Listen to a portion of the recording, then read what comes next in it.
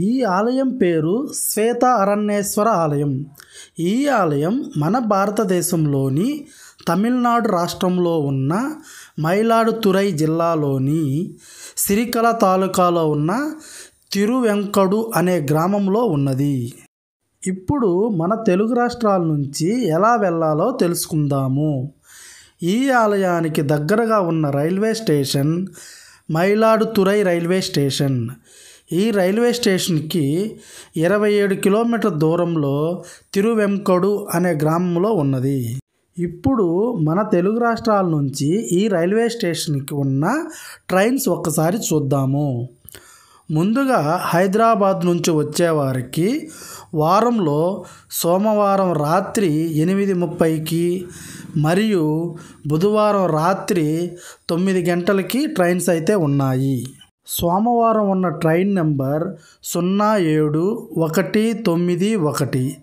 అదేవిధముగా బుధవారం రాత్రి ఉన్న ట్రైన్ నెంబర్ 07695.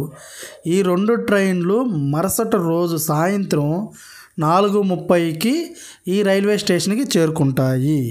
ఇంకపోతే విశాఖపట్నం నుంచి వచ్చేవారికి ప్రతి శుక్రవారం రాత్రి 7 గంటలకి ఒక ట్రైన్ అందుబాటులో ఉన్నది. ఈ ట్రైన్ నెంబర్ 20896. ఈ ట్రైను మరుసటి రోజు మధ్యాహ్నం 1:30కి మయిలాడుతురై రైల్వే స్టేషన్ చేరుకుంటుంది. అదేవిధంగా విజయవాడ నుంచి వచ్చేవారికి కూడా ఈ ట్రైన్లోనే రావచ్చు. ఎందుకంటే ఈ ట్రైను విజయవాడకి రాత్రి 12:55కి వస్తుంది. లేదు మేమంతా వీకెండ్లోనే ప్లాన్ చేసుకుంటాము అనుకుంటే మాత్రం నాకు తెలిసిన బెస్ట్ ఐడియా ఏమిటంటే మన తెలుగు రాష్ట్రాల నుంచి వచ్చేవారు ముందు చెన్నై ఎగ్మోర్ చేరుకొని అక్కడ నుంచి మయిలాడుతురై చేరుకోవచ్చు. ఓకే ఫ్రెండ్స్, నేను మన నెల్లూరు నుంచి అయితే బయలుదేరుతున్నాను. నేను ఎప్పుడు వీకెండ్లోనే ప్లాన్ చేసుకుంటాను కాబట్టి అందుకని నేను ప్రతి శుక్రవారం సాయంత్రం 5 గంటలకి తిరుచిరాపల్లి ట్రైన్ ఒకటి ఉన్నది. ఈ ట్రైన్ నెంబర్ 12663. ఈ ట్రైన్లో చెన్నై ఎగ్మోర్ రైల్వే స్టేషన్ చేరుకున్నాను. ఇదే friends Chennai Egmore railway station. ఈ రైల్వే స్టేషన్ చేరుకోవడానికి మినిమం 9 అవుతుంది.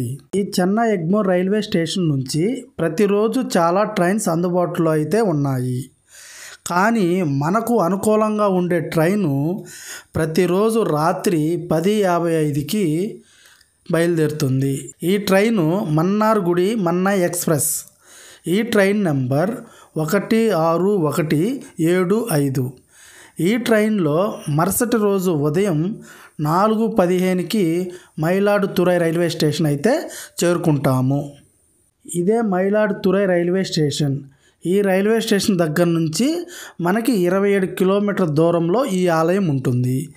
మీరు వీలైనంత వరకు ఈ మయిలాడుతురై రైల్వే స్టేషన్ దగ్గరే రూమ్ తీసుకుంటే బాగుంటుంది. ఎందుకంటే ఇక్కడి నుంచి చాలా ఆలయాలు అయితే మనం చూడవచ్చును. అందుకని నేను ఈ రైల్వే స్టేషన్ దగ్గర ఎదురుగానే హోటల్లో రూమ్ తీసుకున్నాను. ఈ హోటల్ దగ్గరే రెడీ అయ్యి ఇక్కడి నుంచి ట్యాక్సీలో కానీ ఆటోలో కానీ లేకపోతే బస్టాండ్కి వెళ్తే బస్సు సౌకర్యం కూడా ఉన్నది. నేనైతే ఇక్కడి నుంచి ట్యాక్సీలో అయితే బయలుదేరుతున్నాను. ఓకే ఫ్రెండ్స్, మన మాటల్లోనే ఆలయం దగ్గరకైతే చేరుకున్నాము. ఇదే ఆలయం యొక్క లోపలికి ఎంట్రన్స్. ఇప్పుడు ఒకసారి మనం ఆలయం లోపలికి వెళ్తూ ఆలయం యొక్క గొప్పతనం, ఆలయం యొక్క స్థల పురాణం తెలుసుకుందాము. ఈ శ్వేత అరణ్యేశ్వర ఆలయం తమిళనాడు రాష్ట్రంలోనే ఒక పెద్ద శివాలయం. ఈ శివాలయం శివుడికి అంకితం చేయబడినది.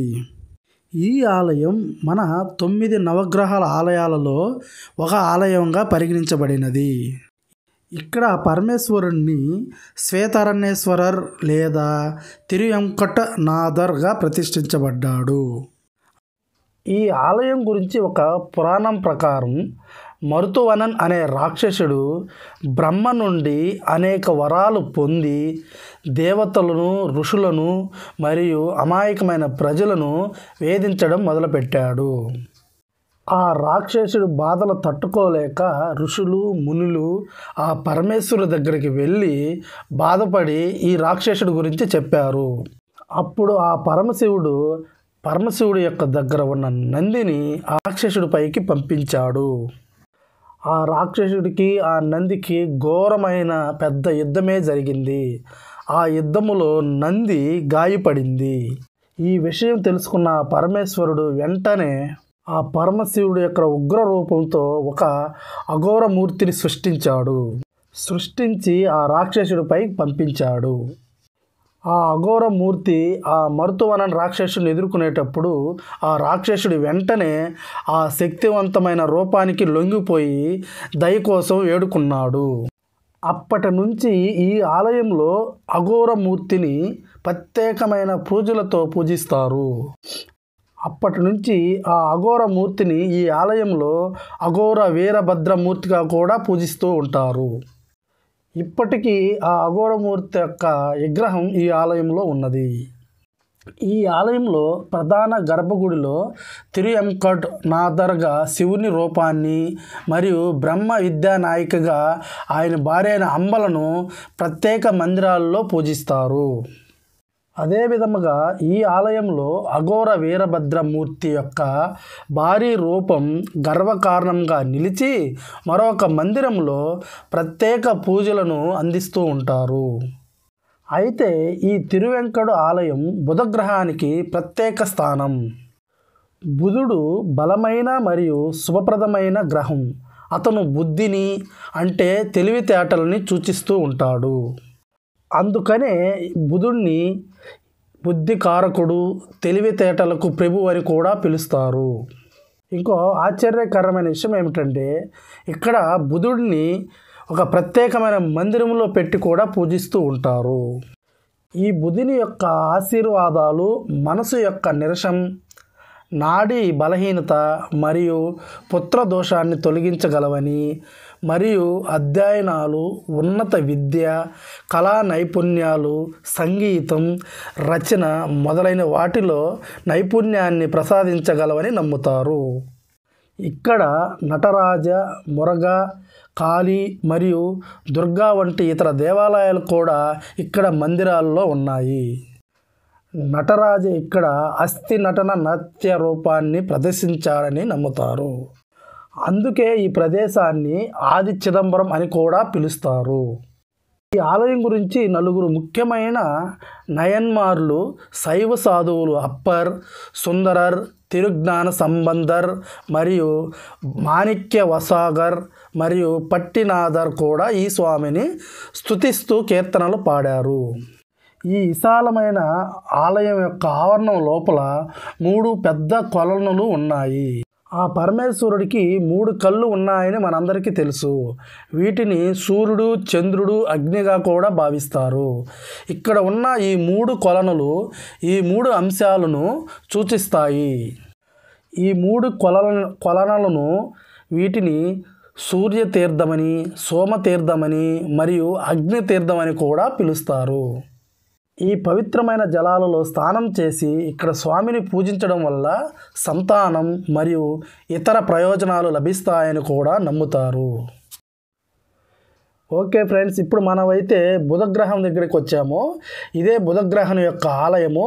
మనకి ఎదురుగా కనిపిస్తున్న స్వామివారే బుధగ్రహం రూపంలో ఉన్న ఆ బుధుడే. ఓకే ఫ్రెండ్స్, ఈరోజైతే మనం ఒక పురాతనమైన శివాలయం గురించి అయితే తెలుసుకున్నాము. నెక్స్ట్ మరొక పురాతనమైన శివాలయంతో మీ ముందుకైతే వస్తాను. అప్పటి వరకు బాయ్ ఫ్రెండ్స్. మీకు ఈ వీడియో కానీ నచ్చినట్లయితే Venky Telugu traveller channel subscribe చేసుకోండి. బెల్ ఐకాన్ని చిన్నగా క్లిక్ చేయండి.